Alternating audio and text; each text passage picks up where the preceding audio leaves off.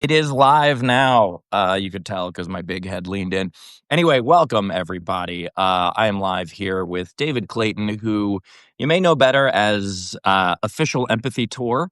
I accidentally I tagged him correctly, but in the subject of this, it says at Empathy Tour. It is at Official Empathy Tour, and has like millions of followers on various different platforms, but is new to Substack. So, to all my wonderful Substackers, is that I don't even know what the term is The for my stackers. yeah, to all my stackers, please make sure to follow David and show why this is a wonderful place over here. So, to introduce you, I mean, most people, I guess, would know you as, kind of a content creator, but you're also running for Congress in my now adopted home state of North Carolina. I drove through your district earlier today Nice. because your district spans a crazy. It's a weirdly long district, and so anytime I go on tour, I pretty much have to drive through your district unless I'm going south. But yeah, anyway, District 5 in North Carolina, which is all the way from like Boone to Greensboro, northwest corner of the state. What made you decide to run? I've been thinking about it for a long while, and I knew that essentially what would happen if we had another Trump presidency is that Trump would do things to benefit his donors and himself, and the donors that are major donors to him would also benefit the Republicans that we're seeing in the legislative branch that are just bending the knee. They're not putting up any kind of objection to Donald Trump because they're all profiting off of it. Our system has a very bad problem with corruption right now. It's not just the old adage of you can't trust a politician because they're all corrupt, where once we lived in a time where they would go out of their way to hide illegal corruption because of things like Citizens United. They don't even have to hide it anymore. They're all on the take. And unfortunately, this spans both sides of the aisle, corporate Democrats to pretty much every Republican. Um, I'm gonna push back for a second though, Nice. because the disillusionment of all on the take. And I know that it's like I don't think you mean all. I think you mean almost all. Right. But I think there are a lot of people, especially at local levels, who are genuinely in this because they're trying to help. I agree. And I think that the disillusionment of the voter keeps them home. There are a lot of people who are doing what they can to stop this ridiculous bullshit. And that I wouldn't say on both sides of the aisle, but there's a few Republicans who aren't corrupt. But Yeah, and I don't want to. I don't. I thank you for correcting that because I don't want to. I don't want to be paraphrased as saying all. It's definitely a problem with the old guard and the establishment. Uh, yes, and that is what I mean when I say on both sides of the aisle. That we there's people that are in local, state, and federal that are pushing back, that are trying to do things. I mean, even on the Republican side of things, with like what's his name with the Epstein list and calling for the release of that Massey. yeah. So there are Republicans that are trying to push back against things for, I guess, the common good, even though Wait, I'm laughing a they little bit. support other things that aren't good, like MTG supports pretty much every single other thing else is not good. Yeah, Uh, but I'm yeah, I'm just good stuff. I'm laughing a little bit because the idea that like our standards are so low now Oh, I know. that Massey, who is otherwise a piece of garbage, Right. the idea that like suddenly he is being lauded as a hero for trying to stop raping children. Like Yeah, that's the line, that's the bar. and not And, even and, trying to and stop we're it, but not even not at the bar. supporting it is really what he's doing. And we're He's not just even, and the bar actually even goes so much lower than that because look at the pushback just on that. I Mhm. mean, there shouldn't even be any kind of argument. We should not be hearing reports of the White House reaching out to Republicans and saying we view you trying to release the files as a hostile act. This is absolutely insanity. The level of uh, um, moral perversion in our country has just kind of slipped off the cliff for basic things that should be incontestable. I mean, Yeah. uncontestable. I mean, it shouldn't be something where it's like, no, I can't think of a single reason why anyone would say, no, we don't want to see the files.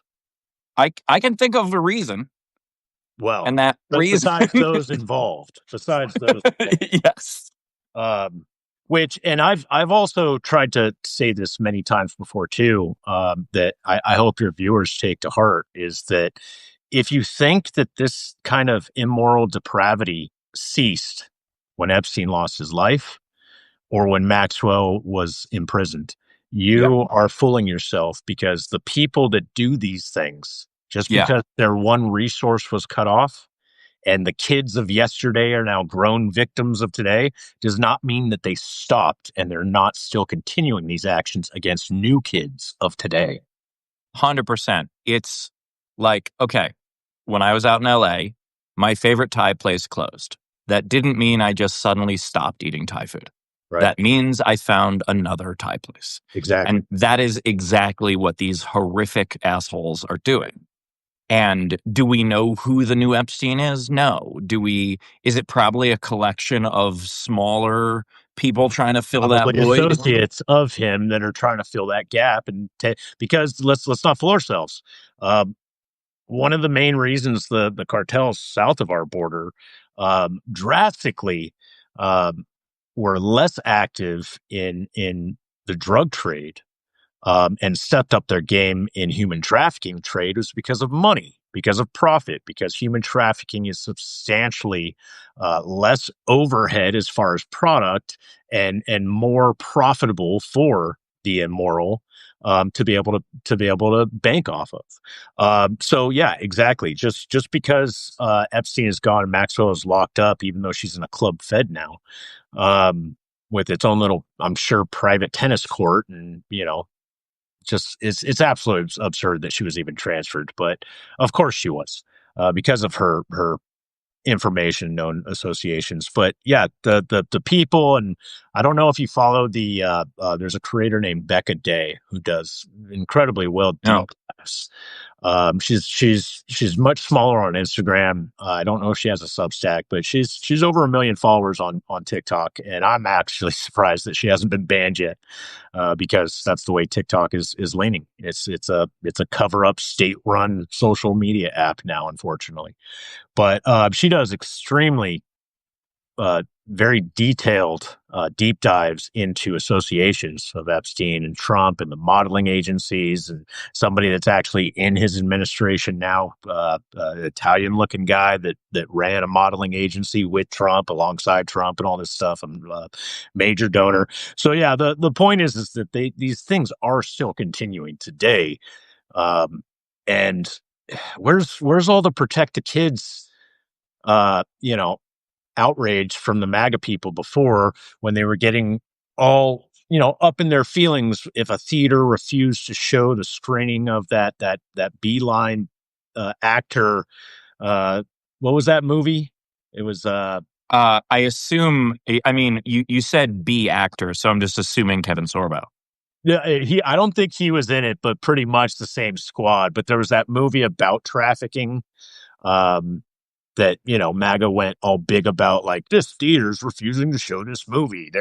This is Hollywood Gate. They're protecting the pedos. It's like, where's the same passion from all those MAGA people that were so passionate about human trafficking and sex trafficking then, that are now just dead silent on it? And they're like, well, innocent until proven guilty. If Trump says so, we can just believe him. It's like, cool, let him prove it then. Yeah. Uh, And also, and I think one of the reasons we're not seeing the redacted files, because we all know they're going to eventually come out redacted, yeah, is because it will have to name some perpetrators within those files, and then those perps, there's no honor amongst thieves and liars. They will turn on other people and say, well, this is bullshit. I know this is redacted. I know who this person is, and it'll be a domino. So I think that's why we're not even seeing any redacted files, because they're still all covering up for each other and protecting each other. yeah, And I don't care if it's Bill Clinton. I don't care if it's Donald Trump. I don't care if it's the Pope. I don't care who is on the list. MAGA seems to think that Anyone that is anti-Trump only cares if Trump gets taken down. Take them all down. All means all. 100%. Like, if I had family members on that list, I would still Yep. say throw them in jail. Like, Yeah.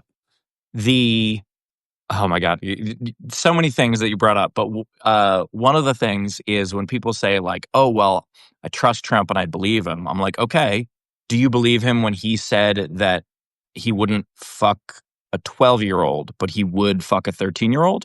Right. Because he said that. He did say that on I air. it reminds me of when he was on tape, riding up the escalator with that father and his young daughter, and Yeah. made that comment. I'm going to be dating your daughter in 10 years. If I was that dad, I would have fucking knocked his ass straight off the escalator without any hesitation. How dare you think that you can get away with that kind of shit? I mean, that would have been tough because, Trump is 6'3", 215. He's very well built. Oh my Right. God. Which, by the way, I'm 6'4", 215. And no, we do not have the same build. He's Um, not.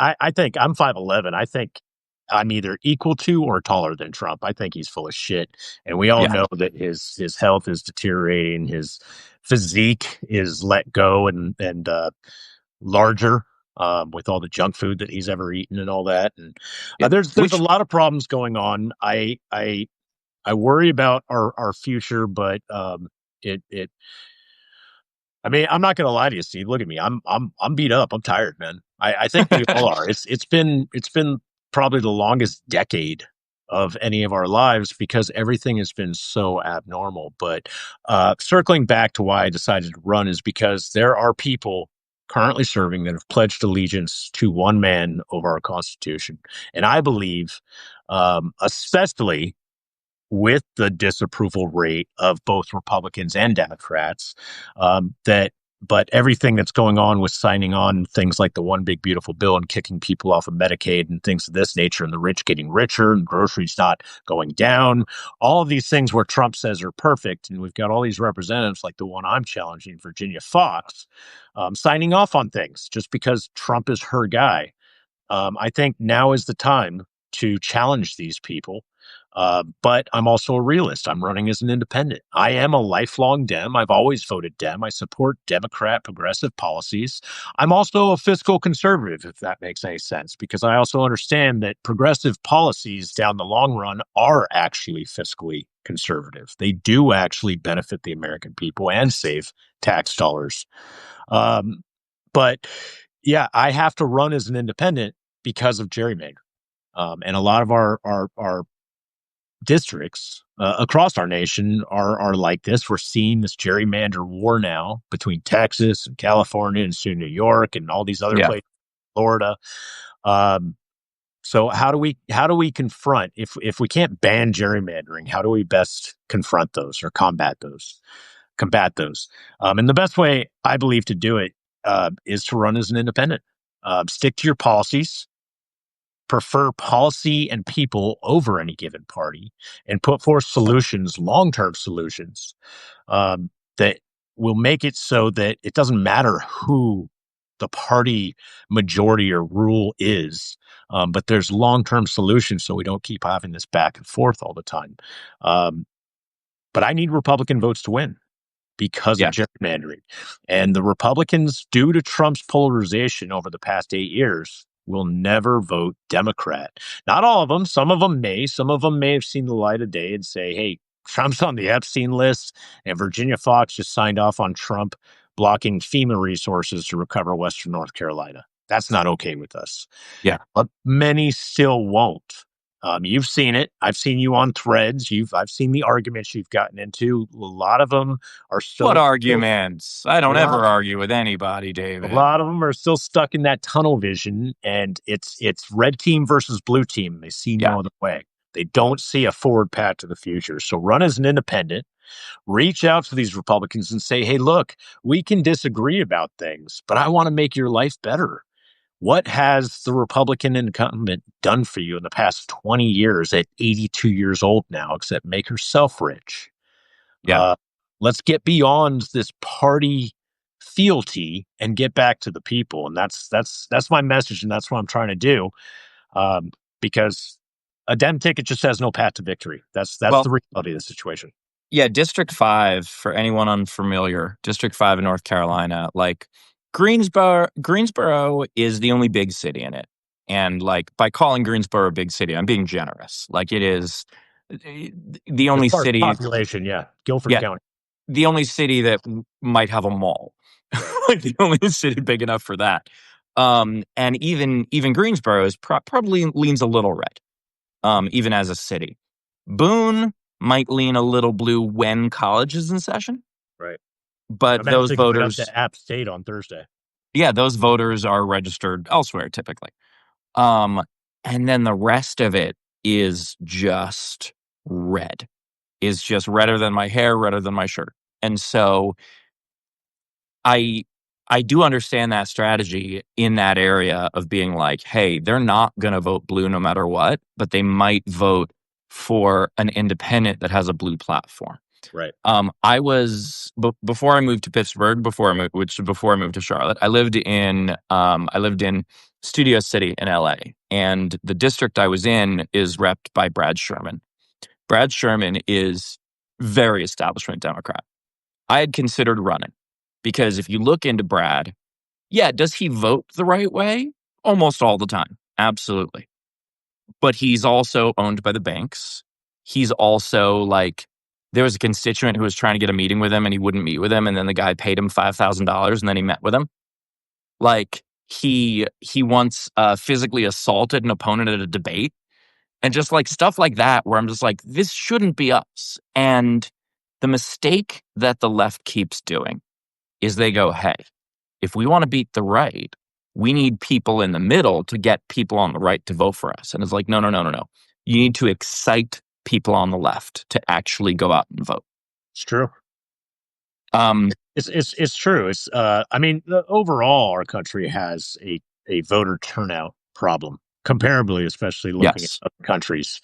Um, the one good thing about it, which I hate this strategy of the DNC, but it's been their oldest doctrine. I call it the Red Cross paradox, where they raise the most amount of donations during a disaster, not before to mitigate, not after to clean up to repair. And I see Hakeem Jeffries and Ken Martin and taking over, pretty much going the same direction as Nancy Pelosi's DNC, but it's not a good strategy because the people are really sick and tired of waiting for the disaster to happen and then cleaning up after. They want long-term solutions that are going to put stopgaps in place so that the disaster never even happens. Yes. People want to be excited about a reason to get out and vote, to register and get out to vote. A lot of them don't feel like their vote matters anymore. A lot of them that are blue or Democrat aren't even feeling like their representatives are listening to them anymore on things when there's overwhelming trends on bills and things that come up and it says, hey, call Chuck Schumer and tell him not to sign off on the budget, or call Jeff Jackson when Jeff Jackson was a member of Congress and tell him not to sign off on the TikTok ban or something. And it feels like a lot of the times it falls on deaf ears. Um, and for a lot of reasons, again, not Jeff Jackson so much. He's working hard as the AG in this state now. But for things like Chuck Schumer, I'll tell people just the same way I'll tell people that are in what was it, Kentucky with Mitch McConnell. Neither of them ever want the government to shut down, not for the reasons that you might think. It's not for keeping our Fed employees paid, and our parks open, and our military paid, and our defenses up, and Medicaid going out, Social Security. They don't give a shit about that. I'm sorry. It's because of private contractors that are their donors that the second the government shuts down, all of those private contractors stop getting paid. Yeah. That is the toughest reality anyone will ever come to, is that we do have essentially a bad problem with an oligarchy with our country, where it's operating just under the surface of a democracy, where it's like, okay, so we still have representatives in office that are passing votes and things like that, and doing their circus sideshow performances and sound bites. But what's happening behind the closed doors? What's happening on the private phone calls or the signal chats that get leaked? And I think that's something that people are really hungry for and being called out. Look at Marjorie Taylor Greene. Absolutely, I'm opposed to 99.9% of anything that comes out of that woman's mouth, save for the call to release the Epstein files, which I noticed after this last big loss on the right, she has gone dead quiet on now. Yes. Um, but her big shtick, notoriety to getting notice and fame, was drain the swamp, right? She came into Congress with a net worth of a sizable net worth of $400,000. After 4 short years, 2 terms, she upped that to around $30 million. So you got these people in there that run on things and say things. Trump himself ran on releasing the Epstein files. Let's see how far that's gone now. Yeah. Margaret Taylor Greene running on Drain the Swamp, and she profits directly from it. We need someone that owns their own body armor, because I do, will actually go into Congress and catch some of these people in 4K on hot mics and hidden cameras and expose the backroom closed door deals and put it out there for the public to see and be truly a whistleblower representative that says, like, hey, we have to put a spotlight on this shit because this shit's out of control. The people don't have an active voice anymore. It's whoever can afford the representative's vote that has the representation now. So, some comments coming in, by the way. Much appreciated, everybody who is participating in this. I want to highlight one in particular from someone named Durf Boy. Says, as a liberal person in Alabama, I can tell you that it absolutely feels like my vote goes right in the toilet. I still vote, but it's a sad day. And to you, I wanna just remind you that, like, there are local elections. It's not just, we understand that Alabama is going to vote for whatever Republican presidential candidate, most likely Senate, and if you're in any but one district, Congress as well. However, you've got mayors, you've got aldermen, you've got city council, you've got local school boards. Like, your vote absolutely does matter, especially in those elections, because many fewer people vote in it. And if you're Also, marginalized as well, pay close attention to your district attorney's local elections and your yep, sheriff's local elections. Those 100%. those those two departments are really, especially in today's day and age with this Trump regime. Those, if you are marginalized, those two departments are crucial for you to be safe. So yeah, And in some places you can vote for judges, not everywhere, but right. in many places you can vote for judges. That's also very important. Look at their record, look at who donates to them, and you can figure out who they are. But I looked into running. A lot of people will say, like, a lot of people will tell me you should run for office. My standard response is I don't like meetings. Um, but the reason I looked into it when RBG died. I looked into it, and I thought, like, at first I was like, because that's when I was living in Brad Sherman's district, and I was like, I could run there. I was like, but that wouldn't really do much. It would just make a Democratic seat a little bit more progressive. Um, and then I looked into other places where, I have local ties, so I'm not just carpetbagging. And, that were like maybe 52 to 48 in previous elections and things like that. And I talked to a lot of people who have run, and I talked to some people who won. And I realized that, like, the only thing I would want to do is have one term and be like, fuck you, fuck you, fuck you in particular. And then and then be like, all right, I'm out. And I realized that I can do more as a stand-up comic. I have this stage, and I simply would like my life more, and I would like the influence that I have more on this way. So I wanted to ask you about pre-running, like before you had decided to run. One of the things that caught my eye, and we met each other through, like, kind of a networking group for progressive content creators. And one of the things that caught my eye was your handle, Official Empathy Tour. I don't know why you use that. And I want to know, because I like the idea of promoting the very concept of empathy. Yeah, I can get into that for real quick before I forget. To touch on I just want to go in and fuck shit up and get out. I actually have a two term plan, 4 years. I don't want to be in office beyond 4 years. I want to go in, call out the corruption, get those roadblocks out of the way. I'm gonna put them all out in the public ethos for everybody to see. Yeah, And then once I get those roadblocks out of the way, if I still have air in my lungs at that point. I'm a realist. yeah, Then I want to introduce some of my long term solutions that my focus on the long term solutions is specifically minded that it won't matter who the majority ruling party is. If we go back to a Republican majority rule or a Democrat majority rule, we need laws on the books that stop some of this back and forth bullshit where our country doesn't progress at all. yeah. So I just wanted to put that out there real quick. I've got a two term 4 year plan, and this is actually the very first time I've announced that, I think, publicly. I want to run for Scoop. office It's a to go. scoop. I want to run for office, get in and get out, and I'd love to be able to do it in one term, 2 years. But I'm also a realist. I think it'll take 4 years. Um, Back to the empathy tour. No two traumas or hardships throughout our life are comparable. Something I may have gone through is nothing for you. Something you may have gone through is so much more harder than I can ever fathom. We've all had some bit of hardship in our life. Uh, so I put that out there as a caveat to not be braggadocious or overinflate, but this is my own personal sense. I've had some I call them Murphy's Law hardships in my life. Yeah, Everything and anything that can happen has happened, and a lot of it has really it made it hard to keep going on. But I've also recognized that because of it, it's given me the strength to persevere on and to try to reach out and help other people that have experienced some like-minded hardships, like suicide prevention.